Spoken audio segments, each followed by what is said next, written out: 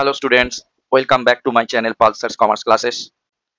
আমি আজকের ভিডিওতে তোমাদের যে রেশিও অ্যানালাইসিস চ্যাপ্টার, সেই চ্যাপ্টারটা নিয়ে ডিটেলস ডিসকাশন করব। সিলেবাস অনুযায়ী এই রেশিও অ্যানালাইসিস চ্যাপ্টার থেকে তোমাদের 15 মার্কস আছে। অবশ্য রেশিও অ্যানালাইসিসের সঙ্গে আরও একটা চ্যাপ্টার এখানে যুক্ত রয়েছে, একটা ছোট্ট চ্যাপ্টার যার নাম হচ্ছে ফাইন্যান্সিয়াল স্টেটমেন্ট অ্যানালাইসিস। তারও meaning, significance, objective, importance, limitations আছে। আর তার সঙ্গে comparative statement, common size statement, এই দুটোও আছে। সেই নিয়ে এই 15 মার্কসের একটা চ্যাপ্টার তোমাদের এইটা। তো এই চ্যাপ্টারের মধ্যে তোমাদের ধরো ওই ফিনান্সিয়াল স্টেটমেন্টস থেকে 2-3টে কোয়েশ্চেন্স আসবে এমসিকিউ, আর বাকি এমসিকিউ গুলো কিন্তু রেশিও অ্যানালাইসিস থেকেই আসবে। এবারে আরো একটা কথা বলি, রেশিও অ্যানালাইসিসের মধ্যে তোমাদের শুধুমাত্র যে রেশিও অ্যানালাইসিসের অঙ্কই আসবে তা কিন্তু নয়। রেশিও অ্যানালাইসিসের মধ্যে বেশ কিছু থিওরি আসবে, বা অঙ্কের ফর্মুলা, অঙ্কের সূত্র, আইডিয়াল রেশিও কোনটা, এইরকম নানা রকম ফর্মুলা দিয়ে তোমাদের কোয়েশ্চেন এমসিকিউ আসবে। তো আজকের এই ভিডিওতে আমি সবকিছু বিচার বিবেচনা করে 35টা মতন কোয়েশ্চেন্স এই রেশিও অ্যানালাইসিস থেকে সিলেক্ট করেছি, যেগুলো কি করে উত্তর দিতে হবে ভেরি কুইক, সেই ব্যাপারে তোমাদের সঙ্গে ডিসকাস করব। এবং এই 35টা কোয়েশ্চেন্স যে সেট করেছি, বেশিরভাগই এগুলো রেশিও অ্যানালাইসিসের থিওরি বা থিওরি রিলেটেড কোয়েশ্চেন্স, যেগুলো থেকে আশা করছি যে অন্তত পরীক্ষায় 7-8টা কোয়েশ্চেন্স তোমরা এই থিওরি থেকে পাবে, রেশিও অ্যানালাইসিসের থিওরি থেকে।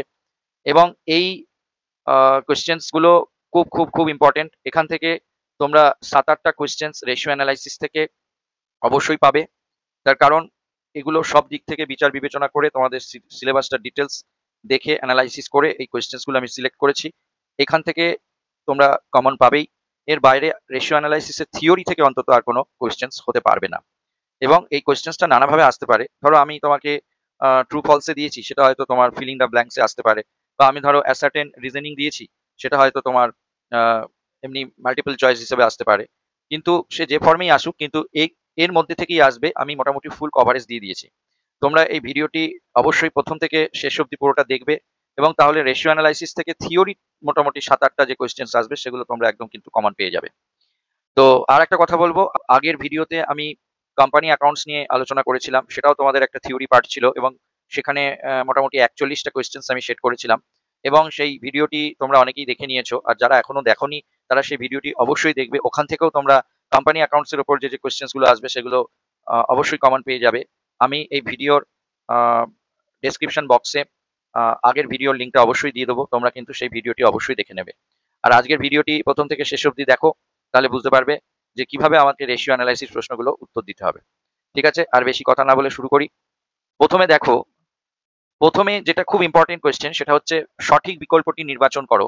এর মধ্যে আছে যে কারেন্ট অ্যাসেটস এর আদর্শ মান। কারেন্ট অ্যাসেটস এর একটা আইডিয়াল রেশিও হয়, মানে যেটা, যে আদর্শ মান মানে হচ্ছে যে রেশিওটা হলে পরে সবাই বলবে যে কোম্পানিটা একদম ঠিকঠাক আছে। এর আদর্শ মান হচ্ছে 2:1। পরের কোয়েশ্চেন হচ্ছে কারেন্ট লাইবিলিটিস এর তুলনায় কারেন্ট অ্যাসেটস এর অতিরিক্ত অংশকে কি বলে। তার মানে হচ্ছে কারেন্ট লাইবিলিটিস এর তুলনায় কারেন্ট অ্যাসেটস এর অতিরিক্ত অংশ, অর্থাৎ কারেন্ট অ্যাসেটটা বেশি, কারেন্ট লাইবিলিটিটা কম। তো আমরা জানি কারেন্ট অ্যাসেট থেকে কারেন্ট লাইবিলিটিস যদি আমরা বাদ দিই, তাহলে আমরা যেটা পাবো সেটা হচ্ছে গিয়ে ওয়ার্কিং ক্যাপিটাল। তাহলে অপশন বি হচ্ছে কারেক্ট অপশন। ঠিক আছে, আমরা কি পাবো? Working capital. পরের প্রশ্ন হচ্ছে কুইক রেশিও। হ্যাঁ, কুইক রেশিওর আদর্শ মান কি? কুইক রেশিওর ক্ষেত্রে আদর্শ মান হচ্ছে 1:1। এরপরে বলেছে যে স্থির সুদ এবং ড্যাশের মধ্যে সম্পর্ক দেখায় ইন্টারেস্ট কভারেজ রেশিও। দেখতে পাচ্ছ, স্থির সুদের সঙ্গে মানে ফিক্সড ইন্টারেস্টের সঙ্গে কিসের সম্পর্ক দেখায়? Interest coverage ratio. এটা বেসিক্যালি ইন্টারেস্ট কভারেজ রেশিও যে ফর্মুলা, ইন্টারেস্ট কভারেজ রেশিও, সেই ফর্মুলাটা হচ্ছে গিয়ে profit before interest and tax. আমাদের ফর্মুলা হচ্ছে ইন্টারেস্ট কভারেজ রেশিওর ফর্মুলা হচ্ছে profit before interest and tax divided by total fixed interest. এরপরে বলছে ইনভেন্টরি টার্নওভার রেশিও বেশি হওয়ার অর্থ কি? ইনভেন্টরি টার্নওভার রেশিও যদি কোনো কোম্পানির বেশি হয়, সেটা কি ইন্ডিকেট করে? বেশি ধারে বিক্রয়, না বেশি নগদে বিক্রয়, না বেশি মোট বিক্রয়, না বেশি মজুত পণ্য? এর উত্তর হচ্ছে বেশি মোট বিক্রয়। ইনভেন্টরি টার্নওভার রেশিও যত বেশি হবে, সেই কোম্পানির স্টক তত তাড়াতাড়ি খালি হয়। স্টক খালি হওয়া মানেই সেই কোম্পানির বিক্রয় বেশি। বিক্রয় মানে মোট বিক্রয়টাই বেশি, সেটা ধারেই হোক আর ক্যাশেই হোক, কিন্তু টোটাল সেলসটা বেশি। সেটাই হচ্ছে ইনভেন্টরি টার্নওভার রেশিও বেশি হওয়ার মূল অর্থ।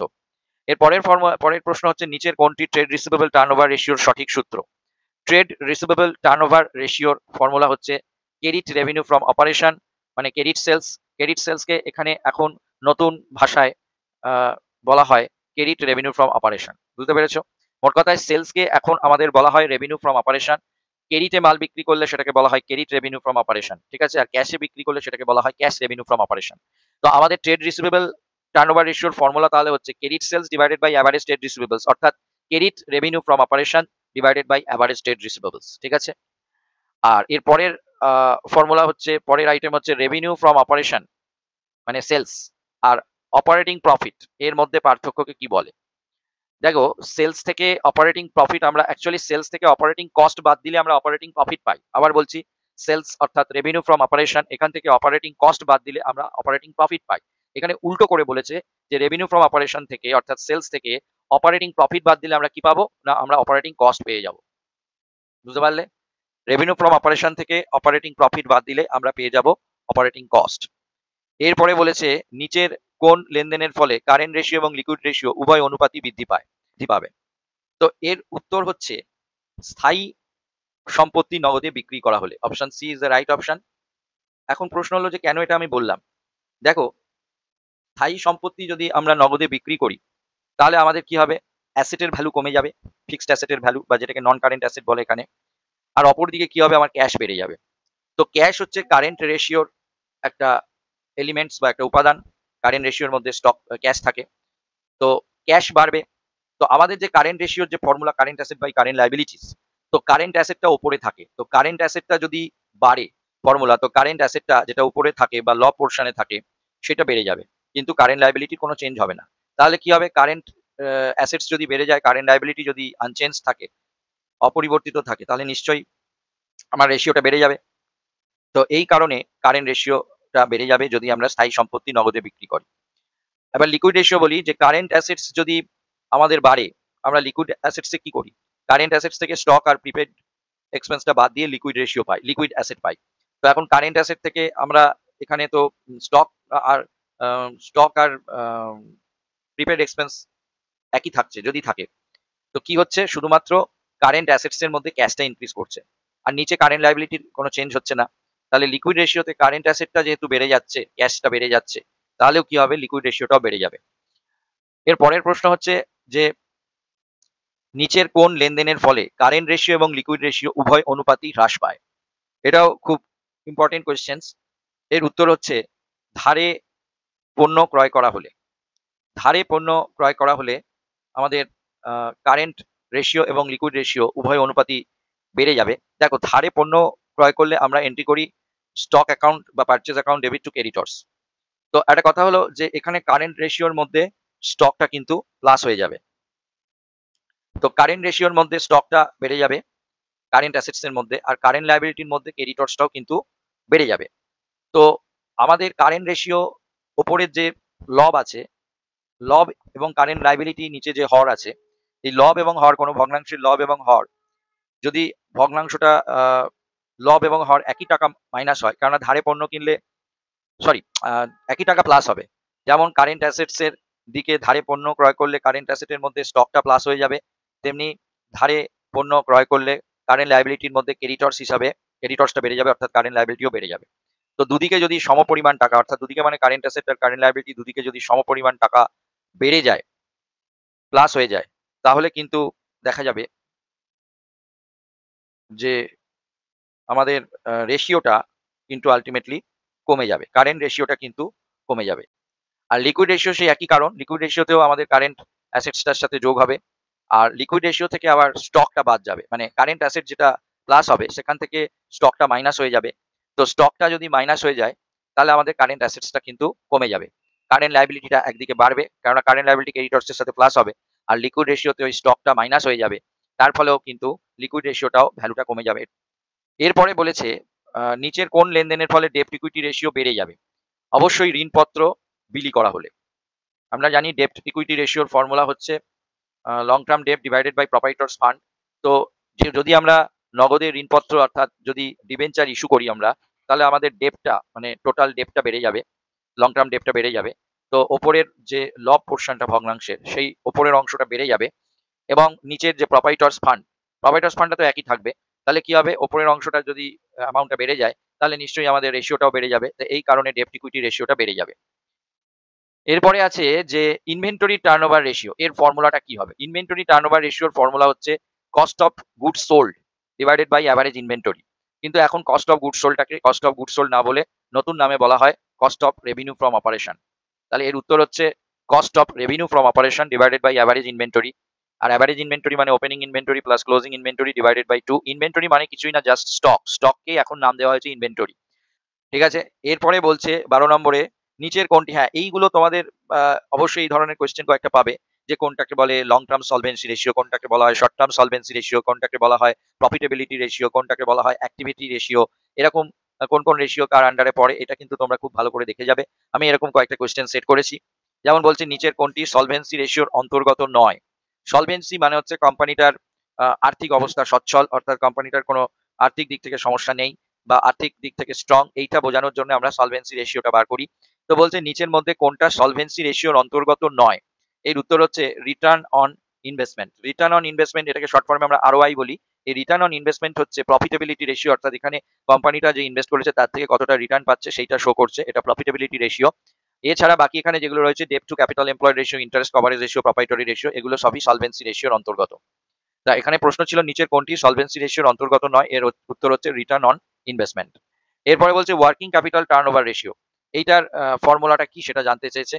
ওয়ার্কিং ক্যাপিটাল টার্নওভার রেশিওর ফর্মুলা হচ্ছে total revenue from operation divided by working capital.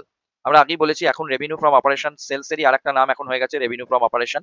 তো total sales working capital turnover রেশিওর ফর্মুলা হচ্ছে sales divided by working capital. যেহেতু সেলসের নাম এখন হয়ে গেছে রেভিনিউ ফ্রম অপারেশন, তাই আমাদের এখানে অপশন বিটা right option, total revenue from operation divided by working capital. এরপরে আরেকটা প্রশ্ন আছে, এটাও খুব ভালো কোয়েশ্চেন, সেটা হচ্ছে যে ক্যাপিটাল এমপ্লয়েড কি করে বার করে? ক্যাপিটাল এমপ্লয়েড এর ফর্মুলা কি? ক্যাপিটাল এমপ্লয়েড এর অ্যাকচুয়াল ফর্মুলা হচ্ছে fixed asset plus current asset minus current liability. কিন্তু এখানে এখন থেকে ফিক্সড অ্যাসেটকে নাম দেওয়া হয়েছে নন কারেন্ট অ্যাসেট। যেটা কারেন্ট অ্যাসেট নয় সেটাই হচ্ছে ফিক্সড অ্যাসেট, সেটাকে এখন নাম দেওয়া হয়েছে নন কারেন্ট অ্যাসেট। আর এই যে current asset minus current liability বললাম, এর মানেই হচ্ছে ওয়ার্কিং ক্যাপিটাল। তাহলে ক্যাপিটাল এমপ্লয়েড এর ফর্মুলা হয়ে গেল নন current asset plus working capital. Fixed asset are working capital, যার মানে হচ্ছে non current asset are working capital, এই দুটোকে যোগ করলেই হচ্ছে ক্যাপিটাল এমপ্লয়েড। এর পরের ফর্মুলা হচ্ছে, পরের কোশ্চেনে বলেছে অপারেটিং প্রফিট ইকুয়ালস টু কি? গ্রস প্রফিট বলা আছে, গ্রস প্রফিট থেকে অপারেটিং প্রফিট মানে বিজনেসটা অপারেট করতে যে খরচ হয়েছে সেটা আমরা সেলস থেকে বা নেট রেভিনিউ ফ্রম অপারেশন থেকে বাদ দিলে আমরা পাবো অপারেটিং প্রফিট। তো এখানে গ্রস প্রফিট অবধি বার করা আছে, তাহলে গ্রস প্রফিট থেকে কি বাদ দিলে আমরা পেয়ে যাব অপারেটিং প্রফিট? এর উত্তর হবে অপারেটিং এক্সপেন্সেস। গ্রস প্রফিট অবধি বেরিয়ে গেছে, সেখান থেকে জাস্ট আমরা অপারেটিং এক্সপেন্স গুলো বাদ দিয়ে দেবো। গ্রস প্রফিট থেকে অপারেটিং এক্সপেন্সটা বাদ দিয়ে দিলেই আমরা পেয়ে যাব অপারেটিং প্রফিট। এরপরে আছে cost of revenue from operation. Cost of revenue from operation মানে actually cost of good sold. এর সঙ্গে অপারেটিং এক্সপেন্স গুলো আমরা যদি যোগ করি তাহলে আমরা কি পাবো? এর উত্তর হচ্ছে অপারেটিং কস্ট পাবো। টোটাল অপারেটিং কস্ট মানে হচ্ছে cost of good sold plus operating expenses. আর কস্ট অফ গুড সোল্ডকে এখানে এখন নতুন ভাষায় cost of revenue from operation বলে। তাই কস্ট অফ রেভিনিউ ফ্রম অপারেশনের সঙ্গে বাকি অপারেটিং এক্সপেন্স গুলো যোগ করলে আমরা পেয়ে যাবো যেটা, সেটা হচ্ছে অপারেটিং কস্ট। এরপরে 17 নম্বরে একটা আছে যে পর্যায়ক্রমে সাজিয়ে লেখো। যেমন বলেছে এখানে cost of revenue from operation কোনটা আগে আমরা বার করি, তারপর পরপর কোনটার পর কোনটা আমরা বার করি সেটা এখানে লিখতে বলেছে। দেখো প্রথমে আমরা বার করব cost of revenue from operation, কস্টটা সবার আগে আমরা বার করি, এটা হচ্ছে 1 নম্বর। 2 নম্বরে আমরা বার করব কস্ট অফ সেলস থেকে বা রেভিনিউ ফ্রম অপারেশন থেকে cost of revenue from operation বাদ দিলে আমরা পাবো গ্রস প্রফিট। গ্রস প্রফিটের তার মানে 1 তারপরে 2, ঠিক আছে?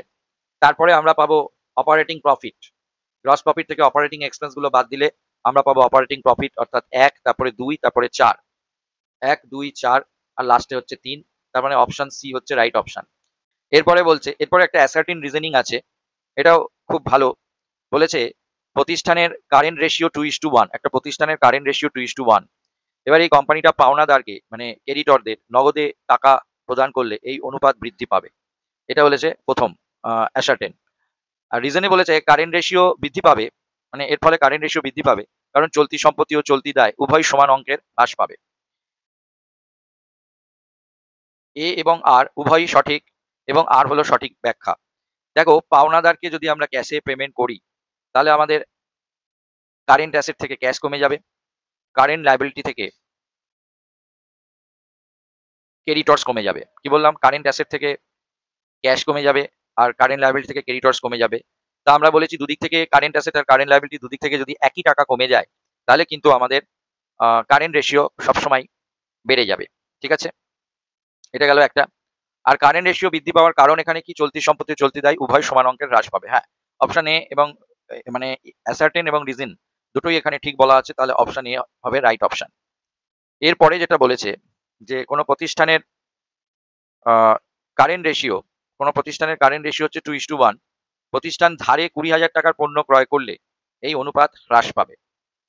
এটা বলেছে প্রথম, কারেন্ট রেশিও 2:1 ছিল, প্রতিষ্ঠানটা যদি ধারে 20,000 টাকার পণ্য ক্রয় করে তাহলে এই অনুপাতটা হ্রাস পাবে। হ্যাঁ, এটা ঠিকই বলেছে, কেননা আমরা একটু আগেও পড়ছিলাম যে কারেন্ট রেশিও থেকে যদি ধারে কোনো পণ্য কেনে তাহলে স্টক বাড়বে আর ক্রেডিটর্সও বাড়বে। স্টক বাড়বে মানে কারেন্ট অ্যাসেট বাড়বে, আর ক্রেডিটর্স বাড়বে মানে কারেন্ট লায়াবিলিটি বাড়বে। অর্থাৎ অ্যাসেট দিকে এবং লায়াবিলিটি দিকে একই টাকা যদি বাড়ে তাহলে কিন্তু কারেন্ট রেশিওটা হ্রাস পেয়ে যাবে। ঠিক আছে, আর এখানে বলেছে প্রতিষ্ঠানটি ধারে পণ্য ক্রয় করলে চলতি সম্পত্তি ও চলতি দায় উভয় বৃদ্ধি পাওয়ায় চলতি অনুপাত বৃদ্ধি পাবে না। চলতি অনুপাত বৃদ্ধি পাবে না, চলতি অনুপাত কিন্তু কমে যাবে। এর উত্তর হচ্ছে এ সঠিক, কিন্তু আর সঠিক নয়। এরপরে বলেছে ইনভেন্টরি টার্নওভার রেশিওর এর সূত্র হলো, ইনভেন্টরি টার্নওভার রেশিওর সূত্র revenue from operations divided by average inventory. এটা ভুল আছে, কেননা ইনভেন্টরি টার্নওভার রেশিওর ফর্মুলা হচ্ছে cost of revenue from operation, মানে কস্ট অফ গুড সোল্ড যেটাকে বলে, cost of revenue from operation divided by average inventory. তো এখানে এখানে শুধু রেভিনিউ ফ্রম অপারেশন বলেছে, তো এটা ভুল আছে। আর বলছে এই অনুপাতের সাহায্যে গড় মজুত পণ্য কতবার আবর্তিত হয়েছে তা জানা যায়। হ্যাঁ, সেটা ঠিক, এবং এই আবর্তন বেশি হওয়ার অর্থ হচ্ছে বেশি পরিমাণে অর্থ বিক্রি হচ্ছে, বেশি পরিমাণ পণ্য বিক্রি এবং বেশি মুনাফা। বলছে এই অনুপাতের সাহায্যে গড় মজুত পণ্য কতবার আবর্তিত হয়েছে তা জানা যায়, এবং এই আবর্তন বেশি হওয়ার ফলে বেশি বিক্রয় এবং বেশি মুনাফা অর্জন হয়। হ্যাঁ, ঠিক আছে, এখানে এই যে অপশনটার অ্যাসার্টেনটা ঠিক নয়, কিন্তু রিজনিংটা ঠিক আছে। তাহলে এর উত্তর হবে এ সঠিক নয়, কিন্তু আর সঠিক। Option C is the right option. এরপরে বলেছে নিম্নলিখিত কোন অনুপাত বিশ্লেষণের কোনটি অনুপাত বিশ্লেষণে, হ্যাঁ এখানে তোমাদের একটা কথা বলি, রেশিও অ্যানালাইসিসের তোমরা রেশিও অ্যানালাইসিস কাকে বলে, রেশিও অ্যানালাইসিসের গুরুত্ব, রেশিও অ্যানালাইসিসের সুবিধা এবং রেশিও অ্যানালাইসিসের অসুবিধা, এই পয়েন্ট কটা কিন্তু তোমরা অবশ্যই পড়বে। এখান থেকে কোয়েশ্চেন তোমরা এমসিকিউ পাবে। এরকম একটা কোয়েশ্চেন আমি সেট করেছি যে নিম্নলিখিত কোনটি অনুপাত বিশ্লেষণের সীমাবদ্ধতা মানে অসুবিধা।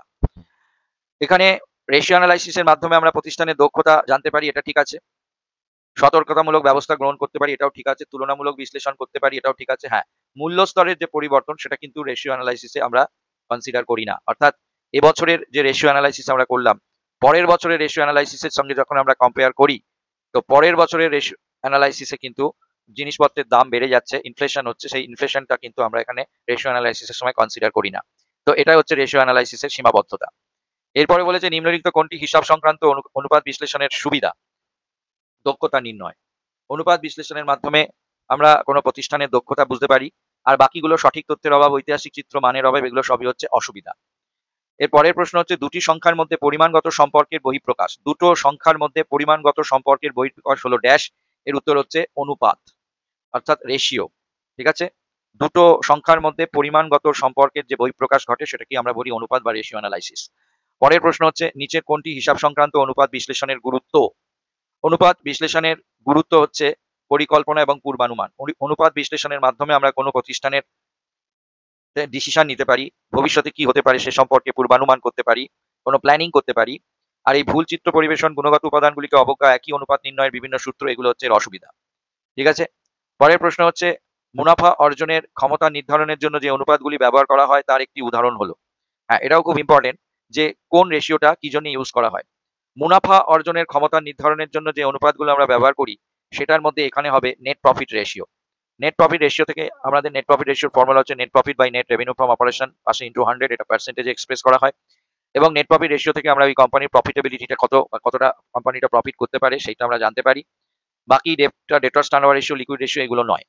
ঠিক আছে, এরপরে বলেছে দক্ষতা নির্ধারণের জন্য, মানে একটা কোম্পানি কতটা এফিসিয়েন্টলি চলছে, সেই দক্ষতা নির্ধারণের জন্য যে অনুপাতগুলো আমরা ব্যবহার করি তার একটি উদাহরণ হলো, দক্ষতা নির্ধারণের জন্য যে আমরা রেশিওটা বার করি সেটা হচ্ছে ওয়ার্কিং ক্যাপিটাল টার্নওভার রেশিও। এক নম্বরটা হচ্ছে অপশন ঠিক, ওয়ার্কিং ক্যাপিটাল টার্নওভার রেশিও।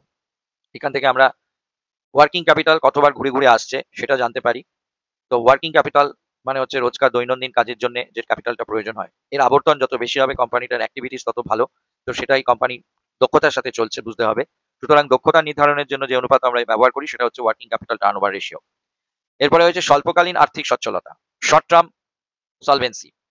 এইটা নির্ধারণের জন্য আমরা যে অনুপাত ব্যবহার করি সেটা হলো গিয়ে কারেন্ট রেশিও। কারেন্ট রেশিও থেকে আমরা শর্ট টার্ম ইনসলভেন্সি মানে কোম্পানিটির আর্থিক সচ্ছলতা স্বল্পকালীন ভাবে কিরকম, মানে কিরকম ভাবে স্বল্পকালে কোম্পানিটা তার আর্থিক প্রয়োজন মেটাতে পারে সেই সম্পর্কে ধারণা পাবো কারেন্ট রেশিও যদি ভালো হয়। এর পরের প্রশ্ন হচ্ছে দীর্ঘকালীন আর্থিক সচ্ছলতা নির্ধারণের জন্য যে অনুপাতের সাহায্য নেওয়া হয়। দীর্ঘকালীন আর্থিক সচ্ছলতার জন্য আমরা সাধারণত ডেপ্ট ইকুইটি রেশিওকে বেশি কনসিডার করি। লং টার্ম ডেপ্ট ডিভাইডেড বাই প্রপাইটরস ফান্ড, মানে মালিকের অংশ আর লোনের অংশের রেশিও বার করি। এখান থেকে বোঝা যায় যে কোম্পানিটির লং টার্ম সলভেন্সি কিরকম, সেটাই হচ্ছে ডেপ্ট ইকুইটি রেশিও। এরপরে দেখো 29 নম্বরে বলেছে liquid assets equals two current assets minus. তো কারেন্ট অ্যাসেটের থেকে কি মাইনাস করলে লিকুইড অ্যাসেট পাওয়া যাবে? অ্যাকচুয়ালি লিকুইড অ্যাসেট মানে হচ্ছে current asset minus inventories minus prepaid expense. তো যেহেতু এখানে প্রিপেড ইন্স্যুরেন্সের কথা বলা নেই, তাহলে আমরা লিকুইড অ্যাসেটস ইকুয়ালস টু বলবো current assets minus inventories. Option D is the right option. Current assets minus inventories করলে আমরা পেয়ে যাব লিকুইড অ্যাসেট। এরপরে 30 নম্বর থেকে আমরা দেখতে পাচ্ছি কতগুলো টেবিল সেট করা হয়েছে। তো এই টেবিলগুলো খুব ইম্পর্টেন্ট, খুব ইন্টারেস্টিংও। তো প্রথমে বলছে share capital. Actually share capital, long term borrowings, এগুলো কতগুলো অ্যাসেট বা লাইবিলিটির নাম আছে। আর রাইট সাইডে এই লাইবিলিটি, এই অ্যাসেটস লাইবিলিটি গুলো ব্যালেন্স শিটে যে অ্যাকাউন্টিং স্ট্যান্ডার্ড অনুযায়ী যে ব্যালেন্স শিট তৈরি হয় কোম্পানি অ্যাকাউন্টসের, তো সেইগুলোর কোন হেডে এই অ্যাসেট লাইবিলিটি গুলো বসে সেইগুলো নিয়েই আমাকে টেবিলটা ম্যাচ করতে হবে। প্রথমে আছে শেয়ার ক্যাপিটাল। শেয়ার ক্যাপিটাল বসে শেয়ার হোল্ডার্স ফান্ডে, ঠিক আছে। এটা যে ফাইন্যান্সিয়াল স্টেটমেন্ট অ্যানালাইসিস বলে যে একটা তোমাদের চ্যাপ্টার আছে, সেই চ্যাপ্টারেও যে ব্যালেন্স শিট শেখানো হয়েছে, সেই ব্যালেন্স শিটের মধ্যে কিন্তু এইভাবে প্রেজেন্টেশন করতে বলা আছে, এরকম হেডিং করে করে। তো শেয়ার ক্যাপিটালটা আমরা শেয়ার হোল্ডার্স ফান্ডে বসাবো। শেয়ার হোল্ডার্স ফান্ড এই হেডিং এর মধ্যে বসবে। এরপরে আছে long term borrowings. Long term borrowings হচ্ছে non current liabilities. Long term borrowings হচ্ছে non current liabilities, current liabilities নয় যেগুলো। ইনট্যাঞ্জেবল অ্যাসেটস, ইনট্যাঞ্জেবল অ্যাসেটস হচ্ছে নন কারেন্ট অ্যাসেট, মানে ফিক্সড অ্যাসেটকেই এখানে বলা হয় নন কারেন্ট অ্যাসেট। তো সেখানে বসবে ইনট্যাঞ্জেবল অ্যাসেটস, যেমন গুডউইল, পেটেন্ট, কপিরাইট, ট্রেডমার্ক, এগুলো হচ্ছে ইনট্যাঞ্জেবল অ্যাসেটস। আর ট্রেড রিসিভেবল হচ্ছে কারেন্ট অ্যাসেট। এই হচ্ছে আমাদের অপশন। তাহলে আমরা দেখতে পাচ্ছি 1 এর সাথে হচ্ছে সি, 2 এর সাথে হচ্ছে এ, 3 এর সাথে হচ্ছে বি, আর 4 এর সাথে হচ্ছে গিয়ে ডি। তাহলে option B is the right option, ঠিক আছে। টোটাল অ্যাসেট মানে হচ্ছে নন কারেন্ট অ্যাসেট অর্থাৎ fixed asset plus current asset. তো fixed asset plus current asset যোগ করে হচ্ছে টোটাল অ্যাসেট, সেখান থেকে কারেন্ট লাইবিলিটি বাদ দিয়ে দেবো। তো অ্যাকচুয়ালি নিয়ম হচ্ছে যে আমাদের একটা ফর্মুলা আছে যে fixed asset plus current asset minus fixed asset plus current asset মানে হচ্ছে টোটাল অ্যাসেট, সেখান থেকে কারেন্ট লাইবিলিটি বাদ দিলে আমরা যেটা পাবো সেটা হচ্ছে ক্যাপিটাল এমপ্লয়েড। এবার হচ্ছে কারেন্ট অ্যাসেট থেকে ওয়ার্কিং ক্যাপিটাল। দেখো ওয়ার্কিং ক্যাপিটাল মানে আমরা জানি current asset minus current liability, তো সেটাকে বলে ওয়ার্কিং ক্যাপিটাল। আবার কারেন্ট অ্যাসেট থেকে যদি ওয়ার্কিং ক্যাপিটাল আমরা বাদ দিই তাহলে আমরা কিন্তু পেয়ে যাবো কারেন্ট লাইবিলিটিস। এটা তোমরা ফর্মুলায় বসালেই পেয়ে যাবে। ওয়ার্কিং ক্যাপিটাল মানে হচ্ছে current asset minus current liabilities, ঠিক আছে। এটাকে ফর্মুলায় বসিয়ে দেখবে যে কারেন্ট অ্যাসেট থেকে ওয়ার্কিং ক্যাপিটাল যদি বাদ দিই তাহলে আমরা কারেন্ট লাইবিলিটি ফেরত পেয়ে যাবো। পরের আইটেম হচ্ছে অপারেটিং প্রফিটের সঙ্গে অপারেটিং প্রফিট, তার সঙ্গে অপারেটিং এক্সপেন্স গুলো যদি আমরা জুড়ে দিই তাহলে আমরা কি পেয়ে যাবো? এটা হচ্ছে গ্রস প্রফিট পেয়ে যাব, ঠিক আছে। অপারেটিং প্রফিটের সঙ্গে অপারেটিং এক্সপেন্স গুলো আমরা কি করি, গ্রস প্রফিট থেকে অপারেটিং এক্সপেন্স গুলো বাদ দিয়ে অপারেটিং প্রফিট পাই। আবার বলছি গ্রস প্রফিট থেকে অপারেটিং এক্সপেন্স গুলো বাদ দিয়ে আমরা অপারেটিং প্রফিট পাই। এখন অপারেটিং প্রফিটের সঙ্গে অপারেটিং এক্সপেন্স গুলো প্লাস করে দিলে আমরা কিন্তু গ্রস প্রফিট পেয়ে যাব। আর আরেকটা আছে net purchase plus direct expense. Net purchase plus direct expense যোগ করলে আমরা পেয়ে যাব কস্ট অফ গুড সোল্ড বা cost of revenue from operation. তাহলে আমরা যেটা অপশন গুলো দেখতে পাচ্ছি, 1 এর সাথে হচ্ছে বি, অপশন এ মনে হচ্ছে রাইট অপশন, দেখে নাও। 1 এর সাথে হচ্ছে বি, 2 এর সাথে হচ্ছে ডি, 3 এর সাথে হচ্ছে সি, আর 4 এর সাথে হচ্ছে এ। বোঝা গেল? তাহলে option A is the right option. এরপরে 32 নম্বরে বলছে, এটাও কতগুলো ফর্মুলা দিয়ে আছে। 32 নম্বরে বলছে টোটাল ডেপ্টস। টোটাল ডেপ্টস থেকে যদি আমরা লং টার্ম ডেপ্টস গুলো বাদ দিয়ে দিই তাহলে কি পাবো? অ্যাকচুয়ালি টোটাল ডেপ্ট থেকে আমরা যদি টোটাল যত আমাদের লাইবিলিটি টোটাল ডেপ্ট আছে সেখান থেকে যদি আমরা লং টার্ম বাদ দিয়ে দিই, লং টার্ম ডেপ্ট, তাহলে আমরা কারেন্ট লাইবিলিটিস পাবো। অর্থাৎ একের সঙ্গে সিটা হচ্ছে টোটাল ডেপ্টের থেকে লং টার্ম ডেপ্ট গুলো বাদ দিয়ে দিলে কারেন্ট লাইবিলিটি পাবো। শেয়ার হোল্ডার্স ফান্ড এর সঙ্গে লং টার্ম লোন যোগ করলে আমরা যেটা পাবো সেটা হচ্ছে ক্যাপিটাল এমপ্লয়েড। ঠিক আছে, শেয়ার হোল্ডার্স ফান্ডের সঙ্গে আমরা যদি লং টার্ম লোনগুলোকে লং টার্ম ডেপ্টগুলোকে যোগ করে দিই, লোন বা ডেপ্ট একই কথা, তাহলে আমরা ক্যাপিটাল এমপ্লয়েড পেয়ে যাব। আর কারেন্ট অ্যাসেট থেকে ইনভেন্টরিজ আর প্রিপেড এক্সপেন্স বাদ দিলে, একটু আগেই আমরা বললাম, তাহলে আমরা পেয়ে যাব গিয়ে লিকুইড অ্যাসেট। ঠিক আছে, কারেন্ট অ্যাসেটস থেকে স্টক আর প্রিপেড এক্সপেন্স বা ইনভেন্টরিজ আর প্রিপেড এক্সপেন্স বাদ দিলে আমরা পেয়ে যাব liquid asset. Are working capital থেকে যদি আমরা কারেন্ট লায়াবিলিটি বাদ দিয়ে দিই, আমরা একটু আগে বললাম যে ওয়ার্কিং ক্যাপিটাল মানে হচ্ছে current asset minus current liability. তো তোমরা একটু ফর্মুলায় বসিয়ে দেখবে, ওয়ার্কিং ক্যাপিটালের সঙ্গে কারেন্ট লায়াবিলিটি প্লাস করলে আমরা পেয়ে যাব যেটা, সেটা হচ্ছে কারেন্ট অ্যাসেট।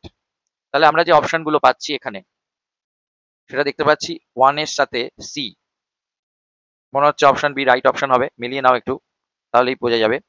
1 এর সাথে হচ্ছে সি, 2 এর সাথে হচ্ছে ডি, 3 এর সাথে হচ্ছে এ, আর 4 এর সাথে হচ্ছে বি। ঠিক, এই হচ্ছে আমাদের পরের টেবিলে চলে যাই। নেক্সট টেবিলে বলছে কারেন্ট রেশিও।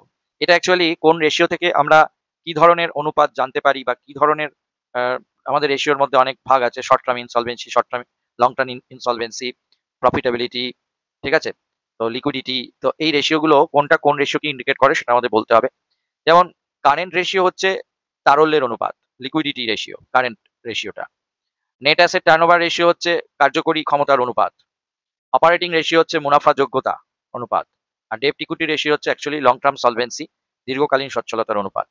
তাহলে এখানে আমরা দেখতে পাচ্ছি একের সঙ্গে C, option B is the right option মনে হচ্ছে। একের সঙ্গে সি, দুটো একের সি আছে অবশ্য, একের সঙ্গে সি, 2 এর সাথে ডি, 2D, ঠিক, 3 এর সাথে হচ্ছে বি, 3B, আর 4 এর সাথে হচ্ছে অপশন সি হচ্ছে রাইট অপশন। অপশন বি নয়, অপশন সি হবে, অপশন সি হচ্ছে রাইট অপশন। এরপরে 34 নাম্বারে এটাও এরকমই আছে যে interest coverage ratio. Interest coverage ratio actually সচ্ছলতার অনুপাত। নেক্সট হচ্ছে ফিক্সড অ্যাসেট টার্নওভার রেশিও, এটা হচ্ছে কার্যকরী ক্ষমতার অনুপাত। রিটার্ন অন ক্যাপিটাল এমপ্লয়েড, এটা হচ্ছে মুনাফা যোগ্যতার অনুপাত। আর অ্যাসিড টেস্ট রেশিও হচ্ছে তারল্যতার অনুপাত। তাহলে আমরা দেখতে পাচ্ছি 1 এর সাথে ডি, 1 এর D, option M right option. 1 এর সাথে ডি হবে, 2 এর সাথে এ হবে, 3 এর সাথে বি হবে, আর 4 এর সাথে সি হবে। আর একটা রেশিও আছে, এই রেশিওগুলোর আইডিয়াল রেশিও কোনটা হবে সেইটা নিয়ে এই টেবিলটা বানানো হয়েছে। ডেপ্ট ইকুইটি রেশিওর আইডিয়াল রেশিও হচ্ছে, প্রপাইটারি রেশিওর আইডিয়াল রেশিও হচ্ছে 50%, মানে 50% হলে বেটার। ডেপ্ট ইকুইটি রেশিওর হচ্ছে 2:1। ইন্টারেস্ট কভারেজ রেশিও হচ্ছে 6 to 7 টাইমস। আর টোটাল অ্যাসেট টু ডেপ্ট রেশিও এটা হচ্ছে 2:1। ঠিক আছে, interest coverage ratio 6 to 7 times, 1 এর সাথে বি, 2 এর সাথে এ, 3 এর সাথে ডি, আর 4 এর সাথে সি। অ্যাকচুয়ালি 4 এর সাথে সি হবে, তো এটা প্রিন্টিং একটু মিস্টেক হয়ে গেছে, 4 এর সঙ্গে সি হবে, তো 4C করে নেবে এটা তোমরা, ঠিক আছে। আচ্ছা, আমার এই ভিডিওটি তোমরা প্রথম থেকে শেষ অবধি যারা দেখলে, আশা করছি তাদের রেশিও নিয়ে, বিশেষ করে রেশিও থিওরি পোর্শন নিয়ে আর কোনো প্রবলেম থাকবে না। আমি আমার পরবর্তী ভিডিওতে রেশিও অ্যানালাইসিসের উপরে অনলি নিউমেরিক্যাল প্রবলেম নিয়ে আসবো। অল্প 2-1 দিনের মধ্যেই সেই ভিডিও আপলোড করব। রেশিও অ্যানালাইসিস থেকে শুধুমাত্র প্রবলেম যেগুলো আসতে পারে, নিউমেরিক্যাল প্রবলেম, সেগুলো আমরা কি করে সলভ করব সেইটা আমরা ডিটেলসে আলোচনা করব। এবং আশা করি আমার ভিডিও তোমাদের ভালো লাগছে, এবং আশা করি এই ভিডিওটা তোমাদের পক্ষে হেল্পফুল হচ্ছে। তোমরা আমার এই চ্যানেলটিকে এবং এই ভিডিওটিকে তোমাদের বন্ধুদের কাছে বেশি বেশি করে শেয়ার করবে, লাইক করবে। তোমাদের যদি কোনো কোয়ারিজ থাকে তাহলে সেটা কমেন্ট বক্সে লিখে জানাবে, আমি অবশ্যই উত্তর দেওয়ার চেষ্টা করব। আর আমার এই চ্যানেলটি তোমরা এখনো যদি সাবস্ক্রাইব করে না থাকো, সাবস্ক্রাইব করে নেবে, তার কারণ পরবর্তী যে ভিডিওগুলো আসছে সেই ভিডিওগুলো আপলোড হওয়ার সাথে সাথেই যাতে তোমাদের নোটিফিকেশন চলে আসে এবং তোমরা আমার ভিডিওটি চটজলদি দেখতে পাও, সেই জন্য অবশ্যই আমার এই ভিডিওটি তোমরা সাবস্ক্রাইব করে নেবে। এই বলেই আজকের ভিডিও শেষ করলাম। ধন্যবাদ।